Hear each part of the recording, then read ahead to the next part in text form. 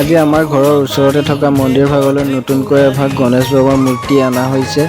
চাওক এতিয়া গণেশ বাবাৰ মূৰ্তি ভাগত পূজা কৰি আছে আৰু এইভাগ আগতে আছিলে শিৱ মূৰ্তি আৰু লগতে আহি গ'ল গণেশ মূৰ্তি আৰু অলপ ৰাস্তাৰ পৰা দেখাবলৈ চেষ্টা কৰিলোঁ। চাওক আৰু এইফালে হৈছে ভিতৰৰ ফিল্ডখন মন্দিৰৰ আৰু এইফালে ধুনীয়াকৈ সজোৱা হৈছে গালিৰ কাৰণে আৰু এইফালে মামাই বিস্কুট লৈ আহি আছে।